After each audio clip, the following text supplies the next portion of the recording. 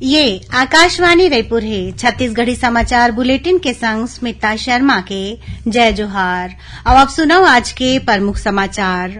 प्रदेश में आज राष्ट्रीय लोक अदालत के आयोजन करेगी। केंद्रीय अल्पसंख्यक कार्य मंत्री स्मृति ईरानी आज हज यात्री मन के सहायता बर चुने गे कर्मी मन के प्रशिक्षण कार्यक्रम के करिन उद्घाटन और मुख्यमंत्री भेंट मुलाकात कार्यक्रम में आज बिलासपुर और बिल्हा विधानसभा क्षेत्र में करीबन 323 करोड़ रुपया के आने विकास काम के करिन लोकार्पण और भूमि पूजन। अब समाचार विस्तार ले।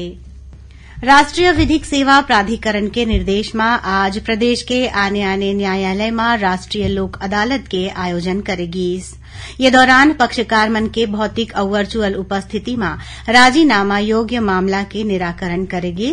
एमा बैंक, बीमा फाइनेंस, बीएसएनएल, बिजली विभाग के संगे संग नगर पालिका और आने प्रकरण शामिल रहिन। केंद्रीय अल्पसंख्यक कार्य मंत्री स्मृति ईरानी आज हज यात्री मन के सहायता बर चुने गे 468 कर्मी मन के 2 दिन के प्रशिक्षण कार्यक्रम के उद्घाटन करिन।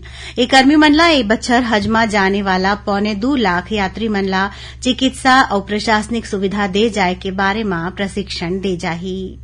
श्रीमती ईरानी कहिन कि ए बछर 4300 ले ज्यादा माई लोगिन मन महरम के बिना हज यात्रा में जाही, जौन अभी तक के सबले बड़े संख्या है। ओमन कहिन कि केंद्र सरकार भारतीय नागरिक मन के हज यात्रा के लागत ला कम करे के बारे में ध्यान देवत है। श्रीमती ईरानी कहिन कि पहली घाव हज यात्री मन ला भारतीय स्टेट बैंक के माध्यम ले फॉरेक्स कार्ड दे जावत है। ए मौका में श्रीमती ईरानी हज यात्री मन ला और उनकर मदद बर चुने गे कर्मी मन बर हज गाइड घलोक जारी करिन। मुख्यमंत्री भूपेश बघेल भेंट मुलाकात कार्यक्रम में आज बिलासपुर और बिल्हा विधानसभा क्षेत्र में करीबन 323 करोड़ रुपया के आने विकास काम के लोकार्पण और भूमि पूजन करिन।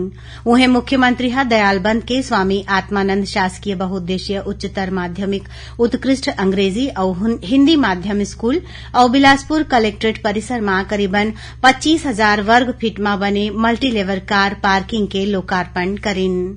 मुख्यमंत्री बिलासपुर के तारबहार में करीबन 73 लाख रुपया के लागत ले बने integrated command and control centre के उद्घाटन करिन। एमा शहर के 43 ठन जगह में 523 आधुनिक कैमरा के माध्यम ले शहर के ट्रैफिक और सुरक्षा व्यवस्था के निगरानी करे जाही।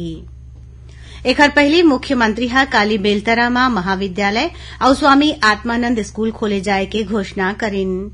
ये मौका में मुख्यमंत्री कई जन समाज के प्रतिनिधि मन के संग मांग में सामाजिक भवन बनाए बर राशि मंजूर करे के संगे उनकर समस्या के निपटारा बर स्थानीय प्रशासन ला निर्देश घलोक दीन। मुख्यमंत्री भूपेश बघेल अरपा बेसिन में चलत जम्मो सिंचाई परियोजना मन ला समय सीमा में पूरा करे के निर्देश दीन है। बिलासपुर में आज अरपा बेसिन विकास प्राधिकरण के बैठका में मुख्यमंत्री कहिन कि अरपा नदी क्षेत्र के विकास बर राशि के कोनो कमी नहीं है। एला पुनर्जीवित करे बर एखर ले जुड़े जम्मो विभाग मन आपसी तालमेल के संग काम करें, जेखर ले जल्दी अरपा नदी ला पहली जैसन 12मासी नदी में तब्दील करे जा सके। बैठका में श्री बघेल कहिन कि अरपा नदी ला पुनर्जीवित करे बर शासकीय प्रयास के संग जन सहभागिता जरूरी हवै। नारायणपुर जिला में अबूझमाड़ क्षेत्र के ग्रामीण मन जल जंगल जमीन के सुरक्षा मूल पेशा कानून लागू करे बर और वन अधिकार अधिनियम में होए बदलाव ला निरस्त करे के मांग ला लेके जिला कलेक्टर ला ज्ञापन सौंपिन। पाछू कई दिन ले आंदोलनरत ग्रामीण मन अलग अलग जगह ले जिला मुख्यालय पहुंचिन, जी कलेक्टर अजीत बंसल उनकर मन ले गोठ बात करिन। ए दौरान ग्रामीण मन कलेक्टर ला ज्ञापन सौंपिन और पुलिस ऊपर प्रताड़ना के आरोप घलोक लगाइन। कलेक्टर डहर ले उनकर मांग ऊपर विचार करे के आश्वासन मिले के बाद ग्रामीण मन अपन गांव लहुट गिन। छत्तीसगढ़ी समाचार बुलेटिन आपमन आकाशवाणी रायपुर ले सुनत हव। छत्तीसगढ़ के खबर ले है आपकी वास्ता और खबर के विश्वसनीयता ले है हमार वास्ता। आकाशवाणी समाचार रायपुर के प्रादेशिक समाचार बुलेटिन के संगे संग हमार समसामयिक कार्यक्रम आप रेडियो के संग अपन मोबाइल में घलो सुन सकत हव। आकाशवाणी समाचार फेसबुक, ट्विटर और यूट्यूब में घलो हावय। हमार फेसबुक पेज हरे Chhattisgarh news on AIR, Twitter handle CGAIR news और हमार यूट्यूब चैनल हरे छत्तीसगढ़ AIR न्यूज। तो अब रेडियो के संगे संग आपके मोबाइल के माध्यम ले हम आप तक पहुंचत हन छत्तीसगढ़ के हर खबर पर सुनत रहो आकाशवाणी समाचार। अब आगू बाढ़बो बाचे समाचार कोती।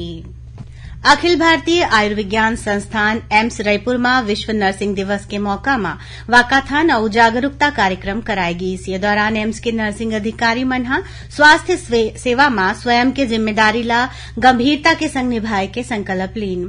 कार्यक्रम में एम्स के निदेशक professor doctor M Nagarkar nursing अधिकारी मन के भूमिका और एम्स के आने आने विभाग में उनख डहारले निभाए जावत दायित्व के तारीफ करीन। संगे संग ओमन नर्सिंग अधिकारी मन ला अवैया बेरा घलो जिम्मेदारी के संग मरीज मन ला सेवा दे जाए बर प्रोत्साहित करिन। खबर के मुताबिक नर्सिंग एसोसिएशन डहारले एम्स रायपुर में बीते 6 महीने चलत आने कार्यक्रम में मरीज और उनकर परिवार वाला मन ला भोजन बांटे के संगेज खेल प्रतियोगिता, पोस्टर प्रदर्शनी और ड्रग फ्री इंडिया अभियान में नशा के विरोध में वाकाथन के आयोजन कराएगी। दुर्ग के हेमचंद यादव विश्वविद्यालय में स्नातकोत्तर और सेमेस्टर परीक्षा अवैया 22 जून ले शुरू होना प्रस्तावित है। विश्वविद्यालय के परीक्षा उपकुलसचिव डॉक्टर राजमणि पटेल और अधिष्ठाता छात्र कल्याण डॉक्टर प्रशांत श्रीवास्तव बतायन कि विश्वविद्यालय में विद्यार्थी और पालक मन के प्रतिनिधि मंडल कुलपति ले भेंट करके सेमेस्टर परीक्षा करा के परिणाम ला जल्दी ले जल्दी घोषित कराए के अनुरोध करे रिहिन। प्रादेशिक समाचार एकांश आकाशवाणी रायपुर डहारले जिले की चिट्ठी कार्यक्रम के प्रसारण काली संझा 6:05 ले 6:10 तक होही। ए कार्यक्रम ला छत्तीसगढ़ के जम्मू आकाशवाणी केन्द्र मन रिले करही। ए वक्त के अंक में जशपुर जिला के गतिविधि के बारे में जानकारी दे जाही। काली इतवार के हल्बी में साप्ताहिक समाचार बुलेटिन प्रसारित होही। करीबन 15 मिनट बेरा वाले ये साप्ताहिक समाचार बुलेटिन ला बिहनिया 7:30 बजे ले आकाशवाणी केन्द्र जगदलपुर ले प्रसारित करे जाही। एला बस्तर संभाग में सुने जा सकही। कोंडागांव पुलिस जिला के अंदरूनी गांव ईसलनार में चलित थाना लगा के ग्रामीण मन के समस्या सुनिन। पुलिस अधीक्षक दिव्यांग पटेल ये चलित थाना में ग्रामीण मन ले मिलके उनकर समस्या के निराकरण करे के आदेश दीन। उमन ग्रामीण मन ला ऑनलाइन ठगी और आने आने अपराध के शिकार होइले बाँचे बर घलो जरूरी जानकारी दीन। अब थोर कुन समाचार सारमा। प्रधानमंत्री के अल्पसंख्यक के हितार्थ नवा 15 सूत्री कार्यक्रम के क्रियान्वयन और राज्य शासन डहारले अल्पसंख्यक मन के विकास और कल्याणकारी योजना के क्रियान्वयन के समीक्षा 17 मई के रायपुर कलेक्ट्रेट परिसर के रेडक्रॉस सोसाइटी सभा कक्ष में कराए जाही। रायपुर जिला अंत्यावसायी सहकारी विकास समिति मर्यादित डहारले अंत्योदय स्वरोजगार योजना में अनुसूचित जाति और अनुसूचित जनजाति वर्ग के शिक्षित बेरोजगार मन ला बैंक के माध्यम ले ऋण देबर 31 मई तक आवेदन मंगाए गे हवे। राजधानी रायपुर के डीडी नगर थाना पुलिस तांबा के बिस्किट ला सोना के बता के एक जन महिला ले 15 लाख रुपया के ठगी करैया एक जन आरोपी ला राजस्थान के अलवर ले गिरफ्तार करे हैं। और जशपुर पुलिस देशी कट्टा के नोक में करीब 2 लाख रुपया के लूट के दूठन अलग अलग मामला में 4 जन आरोपी मन ला गिरफ्तार करे है। ये आरोपी मन जशपुर थाना क्षेत्र के भुड़केला और पीड़ी पुलिया गांव के तीर लूट के घटना ला अंजाम दे रहीन। आखिर में प्रमुख समाचार एक घाव फिर। प्रदेश में आज राष्ट्रीय लोक अदालत के आयोजन करेगी। केंद्रीय अल्पसंख्यक कार्य मंत्री स्मृति ईरानी आज हज यात्री मन के सहायता बर चुने गए कर्मी मन के प्रशिक्षण कार्यक्रम के करेन उद्घाटन। और मुख्यमंत्री भेंट मुलाकात कार्यक्रम में आज बिलासपुर और बिल्हा विधानसभा क्षेत्र में करीबन 323 करोड़ रुपया के आने आने विकास काम के लोकार्पण और भूमि पूजन करेन। एकरे संग छत्तीसगढ़ी समाचार बुलेटिन इहे सिरावत है। जय जोहार।